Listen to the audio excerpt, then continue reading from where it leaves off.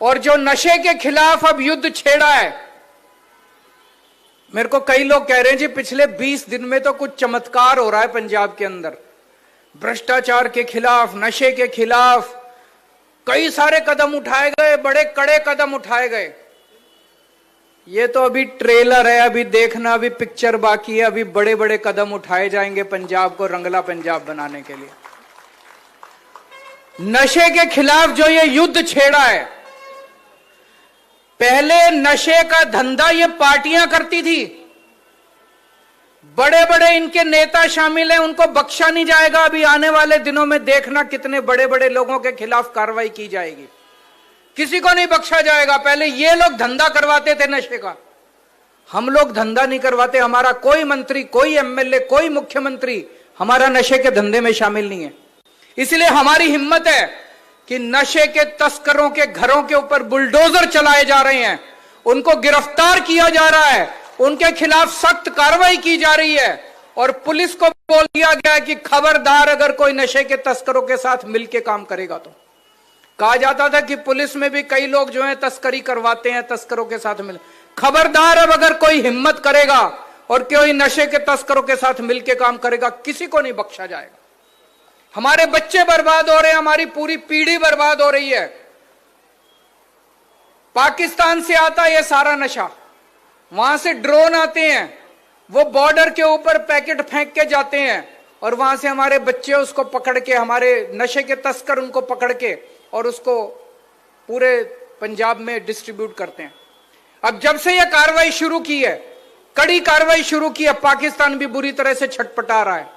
अब जब उनका ड्रोन आके फेंक के जाता है, कोई उठाने वाला नहीं मिल रहा उनको, पाकिस्तानियों को कोई नशा बेचने वाला नहीं मिल रहा। आपका सहयोग चाहिए। अब जब तक 3 करोड़ पंजाबी इकट्ठे होके नशे के खिलाफ आवाज बुलंद नहीं करेंगे, हम अकेले सरकार नहीं कर पाएगी।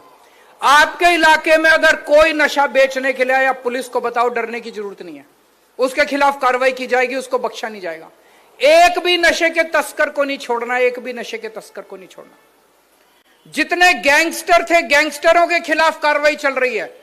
पंजाब के अंदर इन्होंने, कांग्रेस, अकाली दल, बीजेपी वालों ने गैंगस्टरों का ऐसा जमावड़ा था, इतने गैंगस्टर पैदा हो गए थे, किसी को नहीं बख्शा जाएगा। सबसे पहले एक सरदार जी आए थे, उन्होंने कहा था कि कानून व्यवस्था खराब। मैं मानता हूं इन लोगों ने कानून व्यवस्था खराब किया, इन्होंने 70 साल के अंदर बेड़ा गर्क किया पंजाब का। 3 साल के अंदर, 3 साल कुछ नहीं होते, 70 साल में इन लोगों ने बेड़ा गर्क कर दिया था पंजाब का। 70 साल का कूड़ा 3 साल में साफ नहीं कर रहे, लेकिन झाड़ू लेके लगे हुए हैं हम लोग, 3 साल से सफाई कर रहे हैं।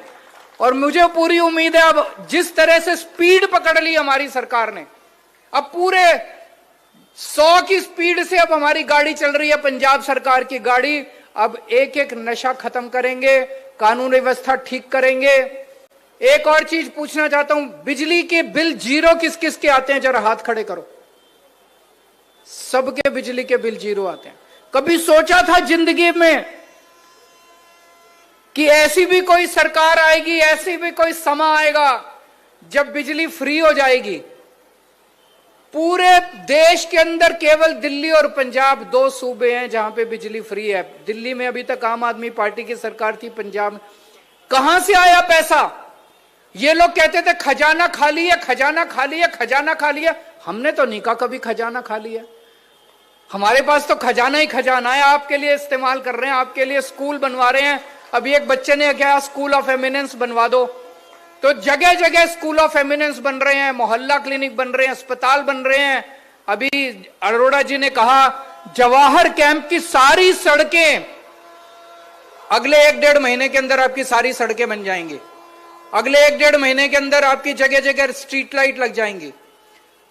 पहले पंजाब में बिजली खूब जाया करती थी, अब पंजाब में बिजली की कमी नहीं है, लेकिन लुधियाने में हमें पता चला कि कई सारे ट्रांसफार्मर खराब हैं, उसकी वजह से आपके कई बार पावर चली जाती है ना बिजली में, गर्मियों में कभी कभी। अभी गर्मियों तक, इन गर्मियों तक इतने ट्रांसफार्मर लगवा देंगे पूरे लुधियाने में, इस बार 1 मिनट के लिए भी लुधियाने के अंदर बिजली नहीं जाएगी गर्मियों के अंदर, आप चिंता मत करें। पैसा कहां से आ रहा है? यह ईमानदारी का पैसा है। ये ईमानदारी का पैसा ये सारा लूटते थे अकाली दल वाले, कांग्रेस वाले, वो पैसा बचा लिया। अब इस बार चुनाव में आपके सामने संजीव अरोड़ा जी खड़े हो रहे हैं। संजीव अरोड़ा, मैं एक दो उदाहरण दूंगा कि कितना शानदार आदमी है। एक बच्चा दिल्ली में बीमार हुआ, उसकी बीमारी बड़ी रेयर बीमारी थी, उसको SMA1 कहते हैं। बच्चा पैदा हुआ, पैदा होने के 6 महीने के अंदर पता चला कि उसको वो रेयर बीमारी है।